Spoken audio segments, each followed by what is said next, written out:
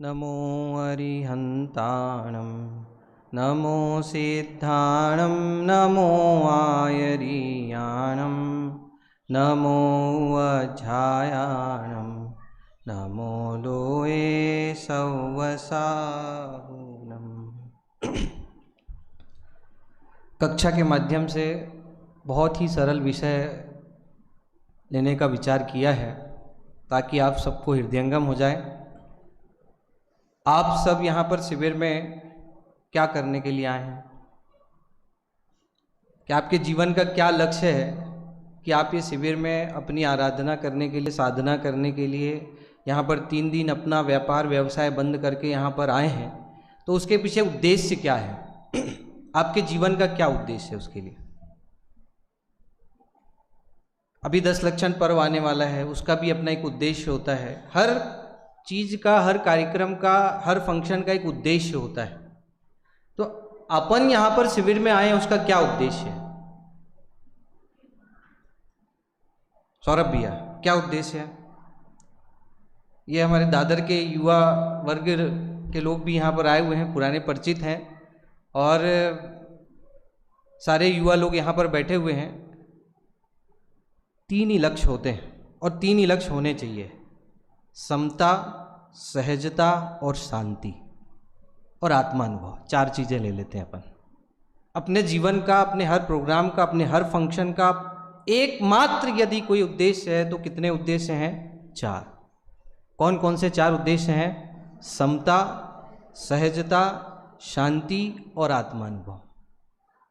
तीनों आपस में अगर कनेक्ट करेंगे तो एक दूसरे से बिल्कुल मिलते हुए हैं। और हम सब यहाँ पर शिविर में लाभ लेने आए हैं तो जीवन की आपाधापी कोलाहल से दूर इस ज्ञान तीर्थ में ज्ञान की आराधना करने के लिए आए हैं। तो उसका एकमात्र उद्देश्य हमको शांति की प्राप्ति करना है। और बड़े पंडित जी ने इन 16 पदों के अंदर में शांति का उपाय क्या है और अशांति का कारण क्या है, दोनों चीजों की बहुत सुंदर चर्चा की है। कौन कौन सी 2 चीजों की चर्चा की है? अशांति का कारण और शांति का उपाय क्या है। समता का उपाय क्या है, सहजता का उपाय क्या है, आत्मानुभव का उपाय क्या है, और हमारे अंदर जो अशांति चल रही है, असहजता चल रही है, उसका कारण क्या है। ये पूरे टॉपिक के अंदर में 2 चीजों की चर्चा है केवल। कौन कौन सी 2 चीजों की चर्चा है? एक तो बोलते चलना साथ में, एक तो क्या? शांति का उपाय, और दूसरा अशांति का कारण। पूरे 16 पदों के अंदर में बड़े पंडित साहब ने बहुत सुंदर रचना की है। आज 7 पद अपन शुरू के पढ़ेंगे और उसके माध्यम से अपन जो समय सार, प्रवचन सार, नियम सार के अध्यात्म की धारा है, उस अध्यात्म की धारा को बहुत सरल सुंदर शब्दों में सारांश के रूप में यहाँ पर पिरोने का प्रयास किया है बड़े पंडित जी साहब ने। इसलिए आगम का सारांश कहें, अध्यात्म का सारांश कहें इसे, या जीवन का लक्ष्य कहें इसे, ये सब कुछ इसके अंदर में समा गया है। 7 पद अपन शुरू के पढ़ते हैं। शुरू के 7 पदों के बाद में मैं उसके सारांश के रूप में चर्चा करूंगा और उसके बाद में आप लोगों से थोड़े बहुत प्रश्नोत्तर करता हुआ चलूंगा। पढ़ना प्रारंभ करते हैं अपन। समता रस का पान करो, अनुभव रस का पान करो, शांत रहो, शांत रहो, सहज सदा ही शांत रहो। नहीं अशांति का कुछ कारण, ज्ञान दृष्टि से देख अहो। क्यों पर लक्ष्य करे रे मूर्ख, तेरे से सब भिन्न अहो। देह भिन्न है, कर्म भिन्न है,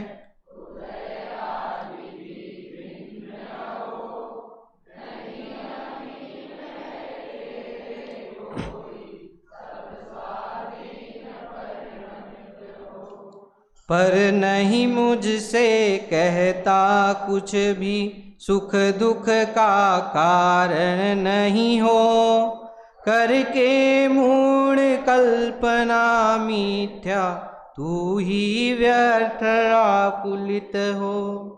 इष्ट अनिष्ट न कोई जग में, मात्र ज्ञान के ज्ञेय हो निरपेक्ष करो निज अनुभव, बाधक तुमको कोई न हो। तुम स्वभाव से ही आनंद में, पर से सुख तो लेस न हो। झूठी आशा तृष्णा छोड़ो, जिन वचनों में चित्त धरो। पर द्रव्यों का दोष न देखो, क्रोध अग्नि में नहीं जलो।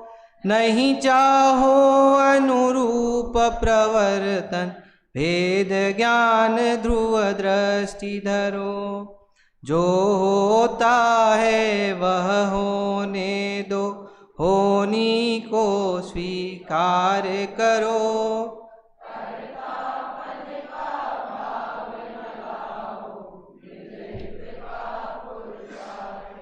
क्या गजब की पंक्तियां, देखो आप। जीवन का उद्देश्य, जीवन का लक्ष्य निर्धारित करना हो तो आप शुरू की 2 पंक्तियों में अपना लक्ष्य निर्धारित हो जाता है। समता रस का पान करो, अनुभव रस का पान करो।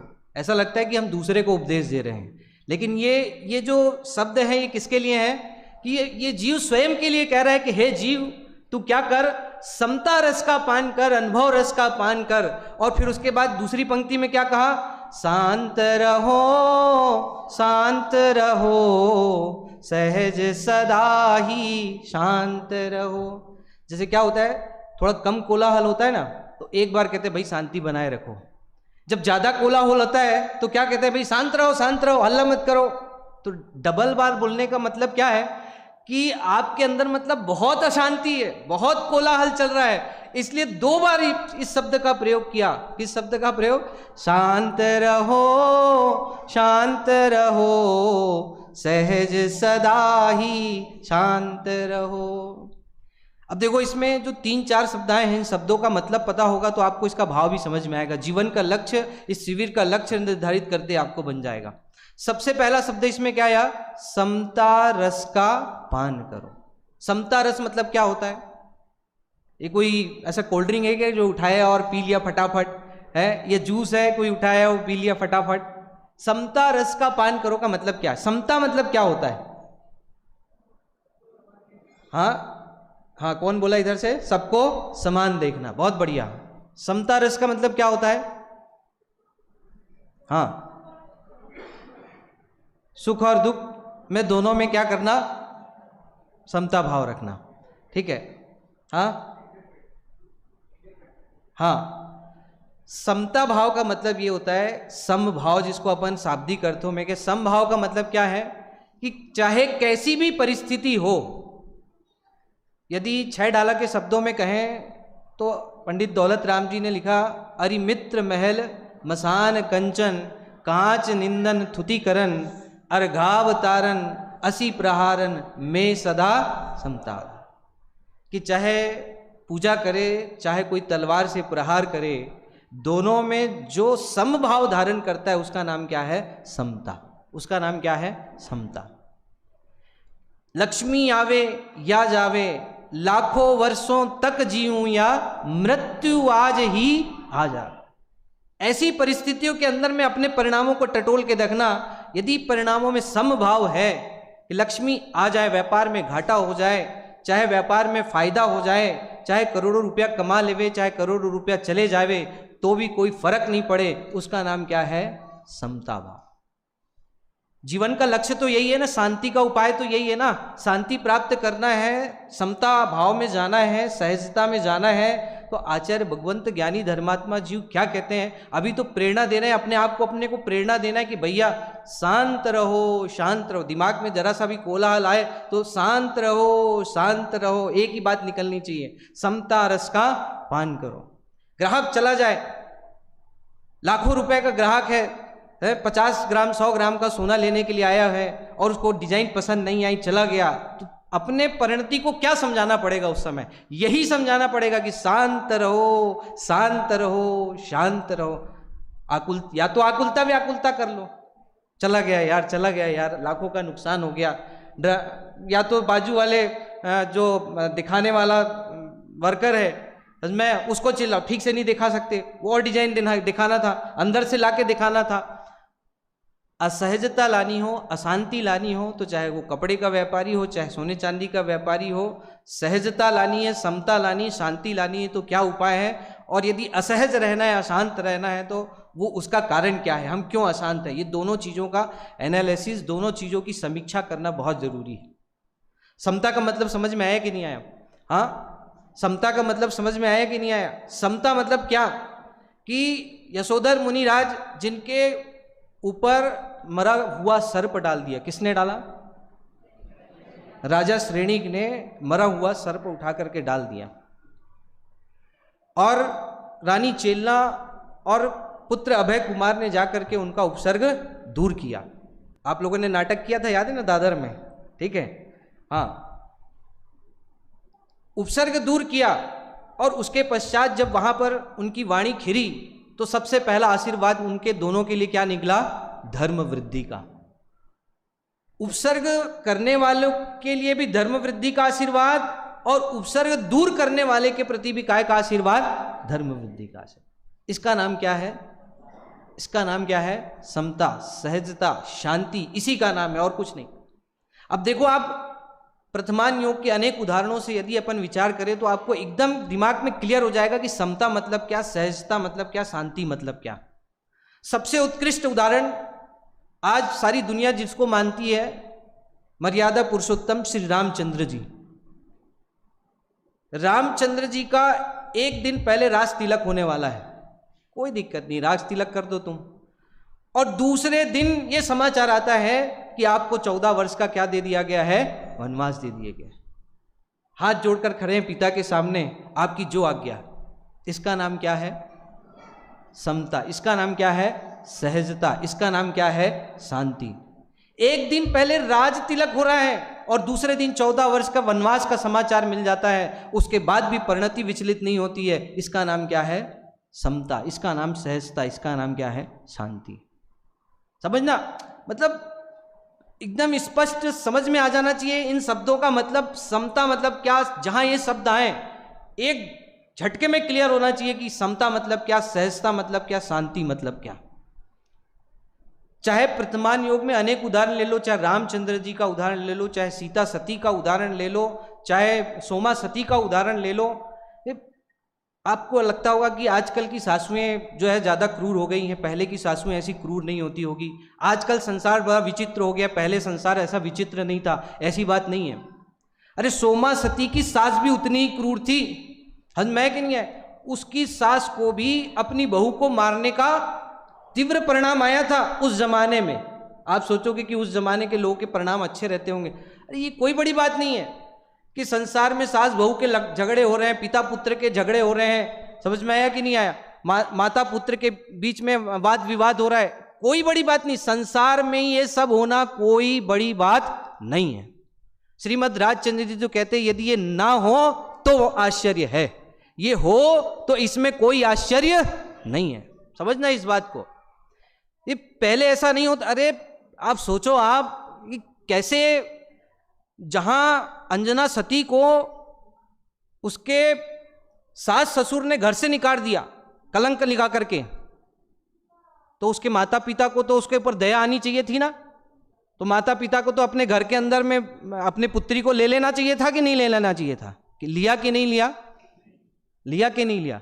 विचार करो आप कि माता पिता ने भी अपने घर के अंदर, आजकल देखो बहुत सारे घरों में अशांति का वातावरण, असहजता का वातावरण।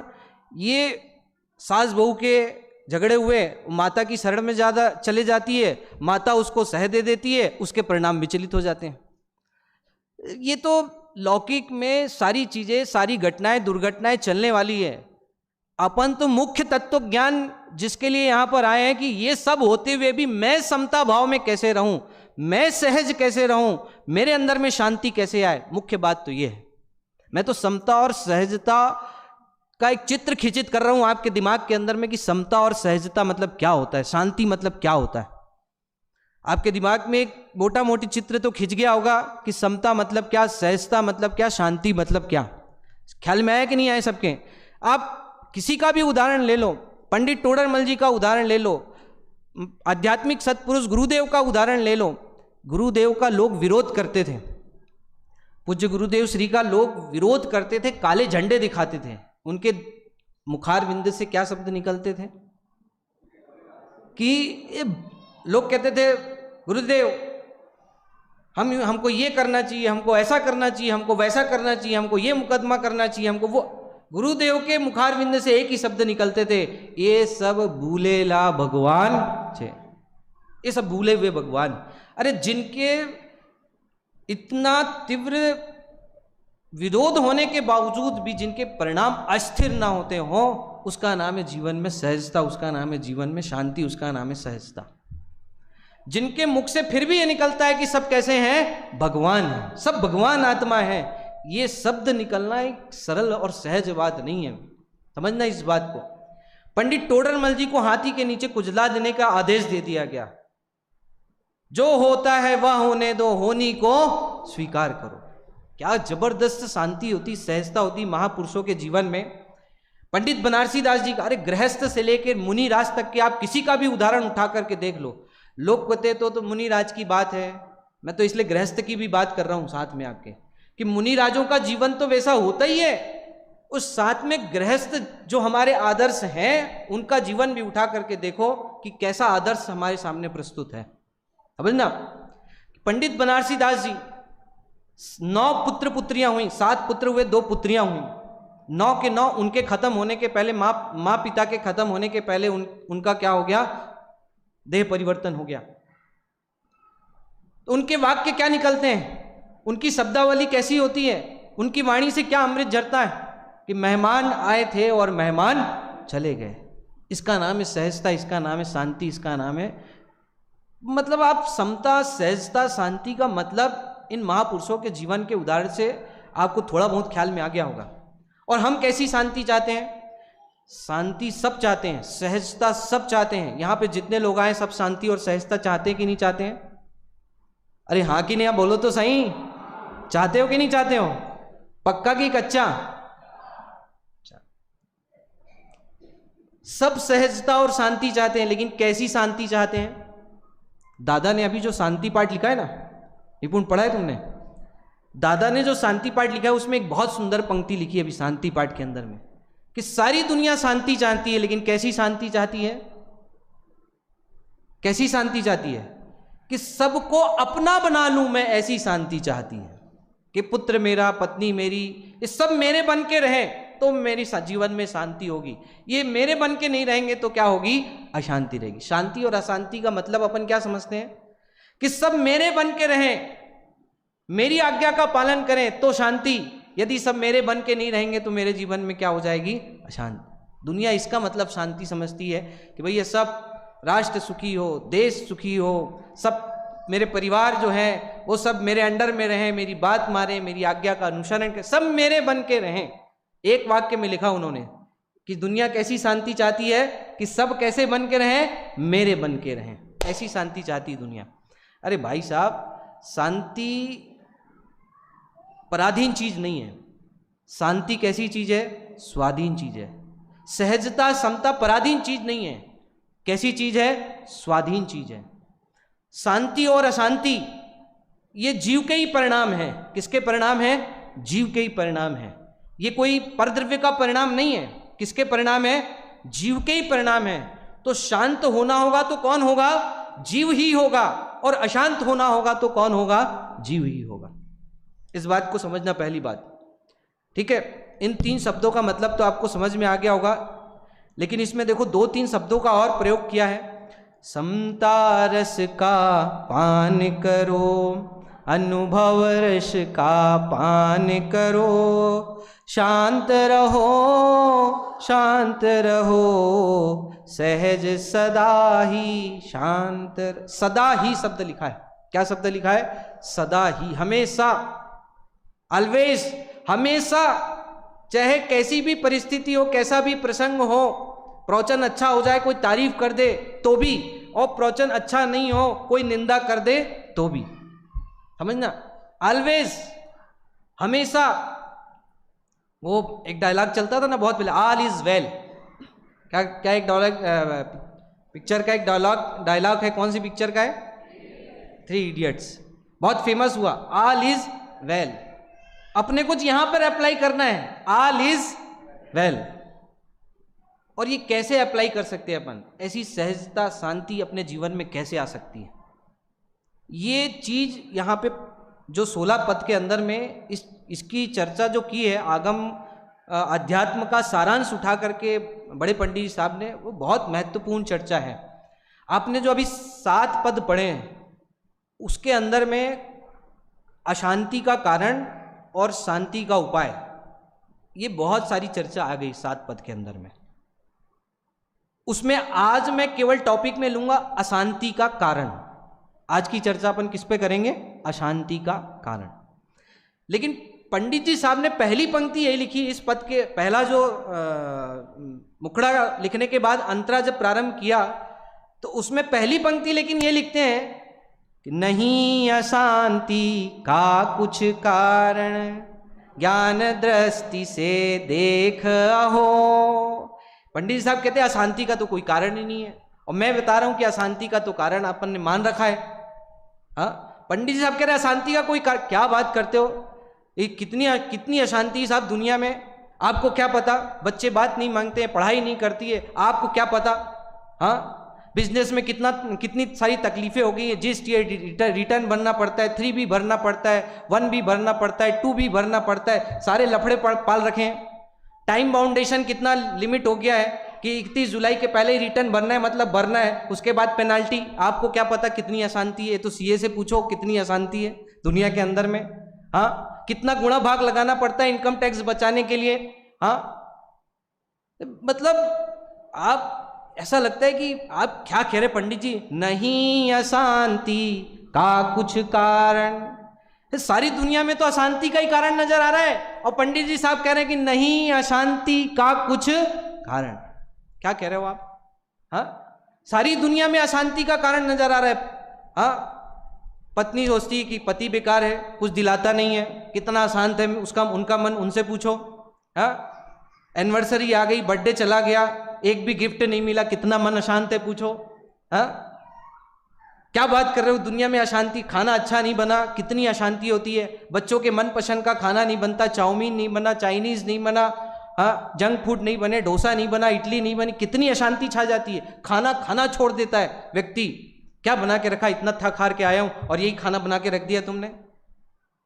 होता है कि नहीं होता ऐसा घर के अंदर में? मैं ही बोले जा रहा हूं। हाँ, होता है कि नहीं? सारी दुनिया में ऐसा लग रहा है कि अशांति का ही साम्राज्य है, और यहां पर पंडित जी साहब कह रहे हैं कि नहीं अशांति का कुछ कारण। सारी दुनिया में अशांति का साम्राज्य नजर आ रहा है। युवा अवस्था में बाल सफेद हो गए, अब सोचो कितनी अशांति होती है उस समय कि जब एक बाल सफेद दिख जाते हैं। आप कल्पना करो, एक बाल जब सफेद दिख जाते कितनी अशांति होती है, और उसको सफेद करने के लिए आप कितने आकुल व्याकुल होते हो। आप कल्पना करके देखो आप कि कितना मन अशांत है, कितना मन आकुलित व्याकुलित है आपका। जरा सी झुर्रियां पड़ जाए एक चेहरे के अंदर में, आंखों की रोशनी कम हो जाए, कानों से सुनना थोड़ा सा भी कम हो जाए, कितनी अशांति होती है अपने आप। सोचो आप, शरीर एक रंच मात्र भी जरा सा, अब आगे तो इसका समाधान तो इसमें देने ही वाले हैं पंडित जी। अभी तो मुख्य बात यह अपने को समझना है कि अशांति का कारण है कि नहीं दुनिया के अंदर में, कि शांति। यहां तो पंडित जी साहब कह रहे कि नहीं अशांति का कोई कारण। अब मेरा प्रश्न ये है कि जितने कारण अभी मैंने गिनाए, चाहे वो चाहे बाल हो, चाहे स्त्री हो, चाहे पुत्र हो, चाहे पैसा हो, चाहे धन हो, चाहे दौलत हो, ये सब अशांति का कारण है कि नहीं है? प्रश्न तो ये है। प्रश्न समझ में आया? ये अशांति का कारण है या नहीं? मेरे को हाँ या ना में जवाब दो। अरे हाँ या ना में तो जवाब दे दो, या तो आशीष जी आज यहाँ यही खिला देना हाँ कि ना। रात में, ठीक है। तो फिर उसके बाद में यहाँ पे हाँ कि ना जवाब देना सीख जाएंगे कम से कम सब लोग, ठीक है। हाँ कि ना क्या जवाब आया है कि नहीं है? अभी तो इतने सारे कारण गिनाए मैंने अशांति के, आप कह रहे हो कि एक भी कारण नहीं है। हाँ,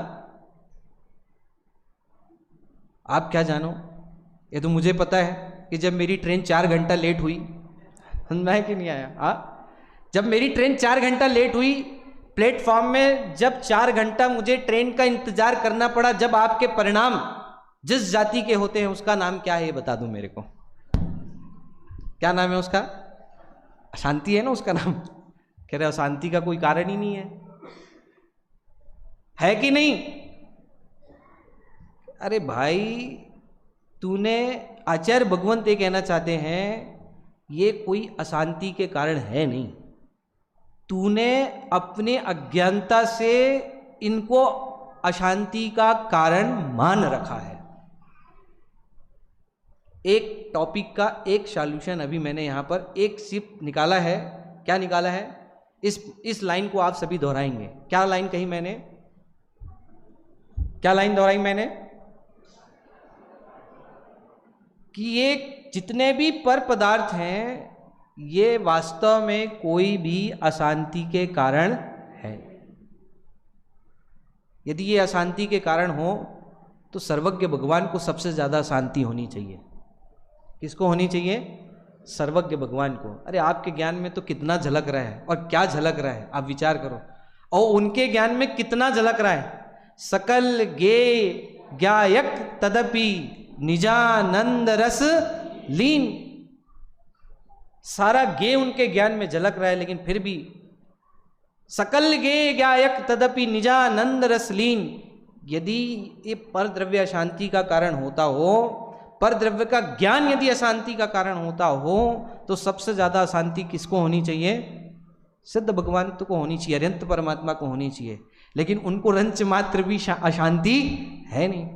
इसका मतलब ये तो प्रूफ है मुनि राजों को होनी चाहिए, तीर्थंकर परमात्मा को होनी चाहिए, लेकिन उनको अशांति रंच मात्र भी नहीं है।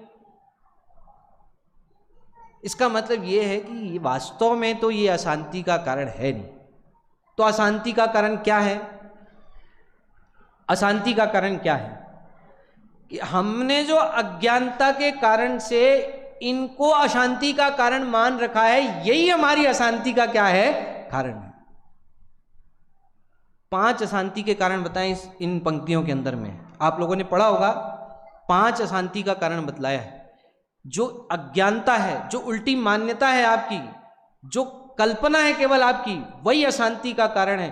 पर द्रव्य रंच मात्र भी अशांति का कारण हो सकता है नहीं। समझना, पर द्रव्य रंच मात्र भी अशांति का कारण नहीं हो सकता। कौन कौन से 5 कारण इसमें बतलाए? कौन कौन से 5 कारण बताए? किसी ने ध्यान दिया होगा पंक्तियों के अंदर में, एक आध कोई बताए। चलो, सबसे पहले अशांति का कारण बताया पर का लक्ष्य करना। कारण नंबर 1 अशांति का क्या कारण बतलाया? ये जीव पर का लक्ष्य जितना करता है उतना ही इसके जीवन में क्या आती है? अशांति आती है, असहजता आती है। कारण नंबर 1 क्या बताया? सबको एक साथ बोला। पहला कारण क्या बताया? पर का लक्ष्य। दूसरा कारण, पर का लक्ष्य करके ये क्या करता है? पर का लक्ष्य करे यहां तक कोई तकलीफ नहीं, लेकिन पर का लक्ष्य करके ये क्या करता है कि उसमें सुख और दुख की कल्पना करता है कि पर से मुझे सुख आता है, पर से मैं सुखी होता हूं, पर से मैं दुखी होता हूं। ये मान्यता, ये विचारधारा ही उसकी अशांति का कारण है। कारण नंबर 2। पहला कारण क्या बताया? पर का लक्ष्य। दूसरा कारण क्या बतलाया? अभी आंसर नहीं है। दूसरा कारण क्या बताया? पीछे जवाब नहीं आ रहा है, पीछे से भी, कि पर का लक्ष्य करके फिर क्या करता है? पर में सुख और दुख की कल्पना। ये पंक्तियां इसके अंदर में है। अभी ये जो शुरू की 7 पंक्तियां पढ़ी ना, उसके अंदर ये सारी पंक्तियां हैं। मैं सारांश के रूप में आपको पहले 5 बिंदु बतलाता हूं, फिर उसकी चर्चा करूंगा संक्षिप्त में। तीसरा कारण क्या बतलाया इसके अंदर में? पर में इष्ट अनिष्ट की कल्पना। मैं पंक्ति भी पढ़ते चलता हूं साथ में, तो आपको ख्याल में आएगा कि कहीं आप अपने मन से तो नहीं बता रहे हो। क्यों पर लक्ष्य करे रे मूर्ख, एक पंक्ति ये आई थी इसमें। तो इसका मतलब ये पर लक्ष्य करता है तो इसके जीवन में क्या आती है? अशांति। फिर एक पंक्ति आई इसमें, पर नहीं तुझसे कहता कुछ भी, सुख दुख का कारण नहीं हो। पर पदार्थ ये नहीं कहता कि भाई तू मुझसे सुख मान, तू मुझसे दुख मान, तू मानता है तेरी गलती है, मेरी कोई गलती नहीं है। दूसरा कारण। तीसरा कारण, इष्ट अनिष्ट न कोई जग में, मात्र ज्ञान के गे हो। अशांति का कारण क्या है? इष्ट अनिष्ट, जगत के सारे पदार्थों में, पर पदार्थों में जो इष्ट अनिष्ट की कल्पना कर रहा है ना, ये अशांति और असहजता का कारण है। इसका जो अनुभव रस का पान नहीं कर पा रहा है ये जीव, उसका कारण नहीं है। कारण नंबर कितने हो गए? 3। लास्ट में पूछूंगा सारे कारण, इसलिए याद करते चलना कौन अकलंक है और कौन निकलंक है, मुझे पता लग जाएगा अभी यहाँ पे। अकलंक को कितनी बार सुनने से याद हो जाता था और निकलंक को 2 बार। तो एक बार जिससे मैं पूछूंगा वो जवाब दे दिया, उसके बाद निकलंक बनने का नंबर आप सभी के लिए होगा, और उसके बाद जो जवाब देगा वो क्या बनेगा? अकलंक और निकलंक के बाद क्या बनेगा? सकलंक बना दें उसको। कितने कारण हो गए? 3। चौथा कारण, चौथा कारण क्या है इसके अंदर में? परद्रव्यों का दोष न देखो। अशांति का कारण परद्रव्यों में दोष का देखना, ये काय का कारण है? अशांति का कारण। कारण नंबर कितने हो गए? 4। पहले 4 पूछ लेता हूं, नहीं पहले 5वां भी बता देता हूं, फिर 5 एक साथ पूछूंगा, ठीक। पांचवा कारण क्या है? नहीं चाहो अनुरूप प्रवर्तन। ये जीव अपने अनुसार सारे जगत का परिणमन चाहता है, इसलिए क्या रहता है? अशांत रहता है। कितने कारण हो गए भैया? 5। कितने कारण हो गए? एक बार मैं रिपीट करता हूं, फिर आप लोग से पूछूंगा। कारण नंबर 1, अच्छा आप लोग दोहराइए, चलो। कारण नंबर 1 पर का लक्ष्य करता है। कारण नंबर 2 पर में सुख दुख की कल्पना। तीसरा पर में इष्ट अनिष्ट की कल्पना। चौथा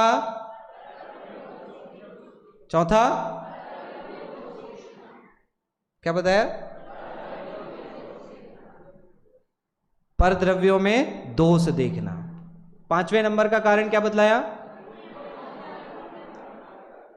पर पदार्थों को अपने अनुसार परिणमित करने का जो भाव है, ये उसका काय का कारण बनता है? अशांति का। कितने हो गए भैया कारण? 5। देखो अपन थोड़ा, भले 3 सेशन चलेगा अपना, भले थोड़ा कम पढ़ेंगे, लेकिन जितना पढ़ेंगे वो आप यहाँ से लेके जाएं, ये हमारी मंगल भावना है, ठीक है। उसका चिंतन आप कर पाओगे। बिना धारणा ज्ञान में बैठाए आप चिंतन नहीं कर सकते हो, इसलिए धारणा ज्ञान में बैठाना, याद करना बहुत जरूरी है। अब कौन बताएगा 5 कारण एक साथ? हाँ पीछे से, हाँ भैया बोलो।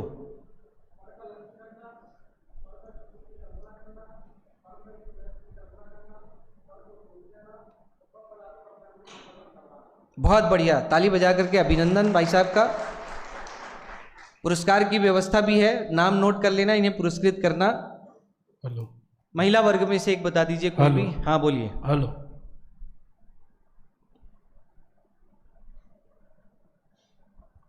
पर का लक्ष्य करना, पर में सुख दुख की कल्पना करना, पर में इष्ट अनिष्ट की कल्पना करना, पर द्रव्यों को दोष देना और पर द्रव्यों को अपने अनुसार परिणमन करना। बहुत बढ़िया, ताली बजा करके स्वागत, अभिनंदन आपका भी।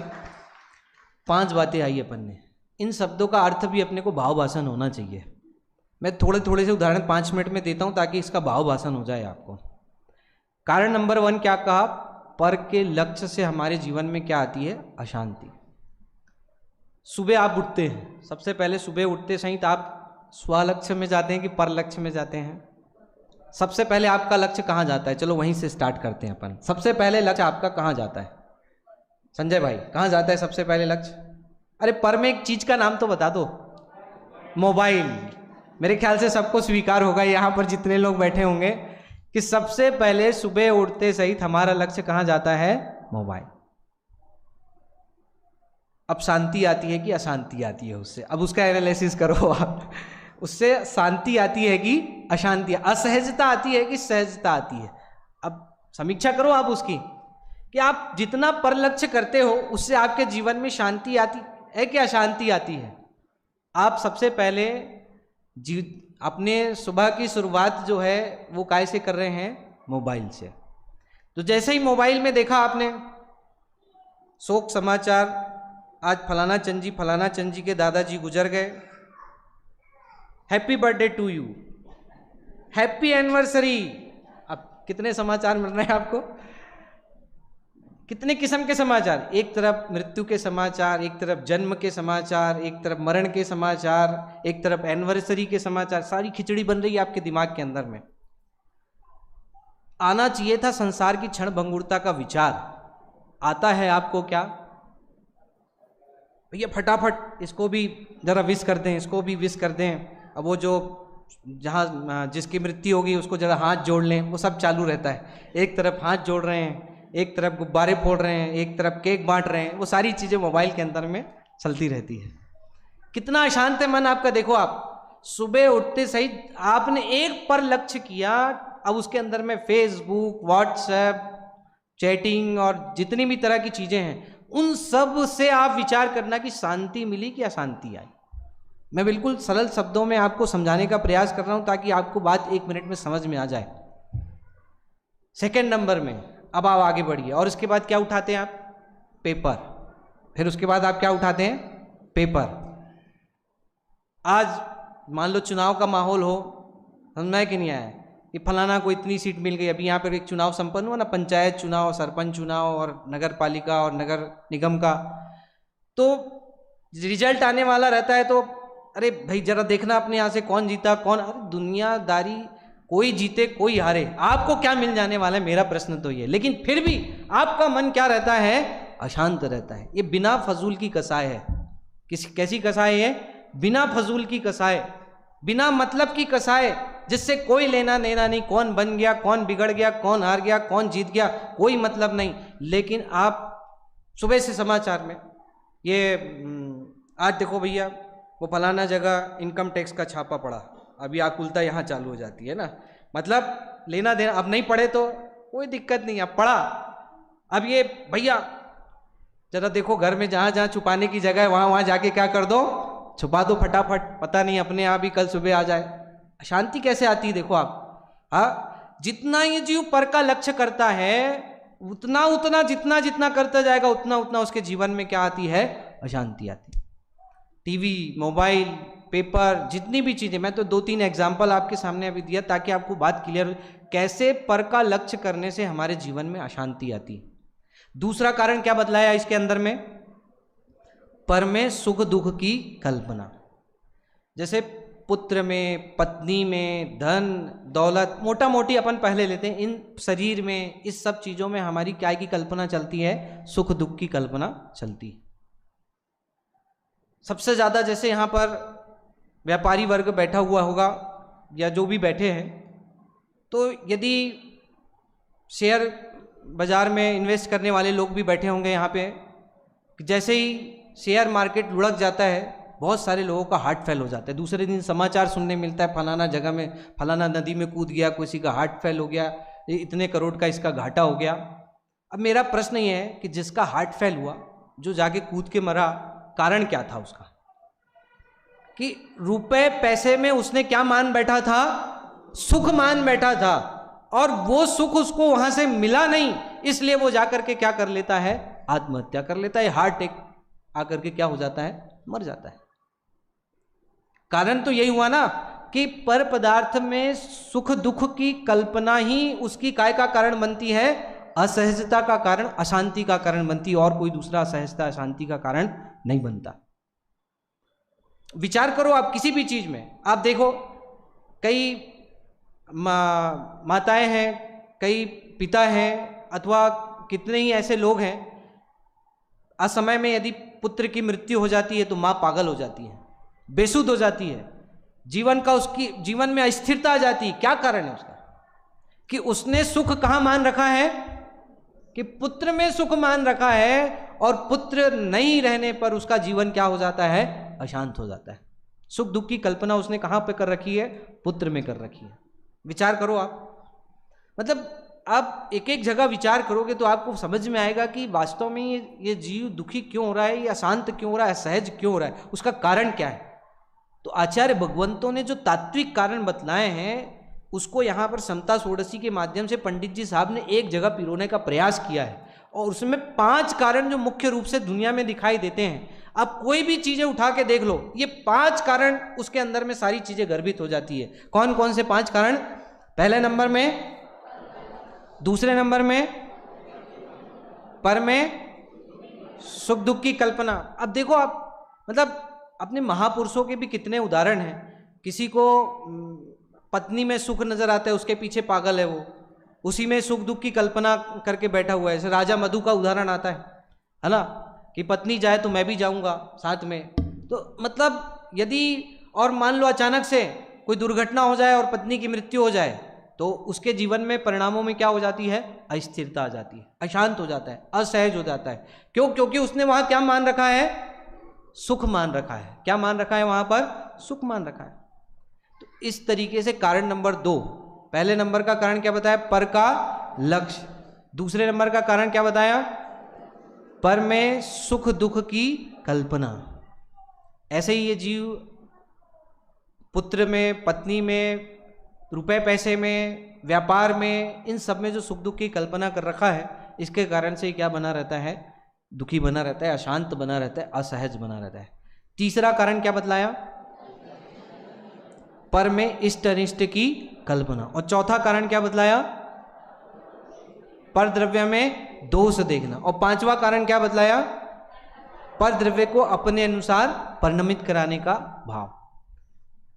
दादा ने तो बहुत सुंदर उदाहरण दिया धर्म के 10 लक्षण में। ये जीव अपनी भी गलती हो तो उसमें किसका दोष देखता है, पर का दोष देखता है। कि जैसे मान लो पानी की गिलास है, वो पानी की गिलास पानी पी करके आधा गिलास उसमें पानी भरा हुआ है और उसने कहाँ रख दी, जमीन में रख दी, और उसके बाद वो अपने दूसरे काम में क्या हो गया, व्यस्त हो गया। और उसी के पैर से ठोकर लग करके वो पानी की गिलास क्या हो जाती है, गिलास में से पानी क्या हो जाता है, गिर जाता है। तो चिल्लाता है नौकर को, यहाँ कोई गिलास को उठा लेना चाहिए था, यहाँ पे रखा है, तुम लोगों को ध्यान नहीं रहता है, पानी पी करके रख दिया, फिर भी तुम लोग उठा नहीं सकते हो। गलती किसकी थी, स्वयं की। दोष किसके ऊपर डाल रहा है, दूसरे के ऊपर। दोष दृष्टि जब तक के बनी रहेगी तब तक के जीव के परिणाम कैसे बने रहेंगे, अशांत बने रहेंगे। आपको जब तक के पति में दोष नजर आएगा, पत्नी में दोष नजर आएगा, पुत्र में दोष नजर आएगा, परिवार में दोष नजर आएगा, दोस्त में दोष नजर आएगा, आपके परिणाम हमेशा क्या बने रहेंगे, अशांत बने रहेंगे। ये तो ऐसा ही है। आप लोग जब बैठते हो 4 लोग विकथा करने के लिए, तो आप लोग करते क्या हो, एक दूसरे के दोष ही तो बतलाते हो, कि कोई गुण भी बतलाता है? कि 90% 95% तो जितने लोग भी आपस में जब बैठेंगे तो वो एक दूसरे के क्या बतलाते हैं, दोष। और दोष देखने वाले का मन हमेशा क्या रहेगा, अशांत रहेगा, सहज हो सकता नहीं है।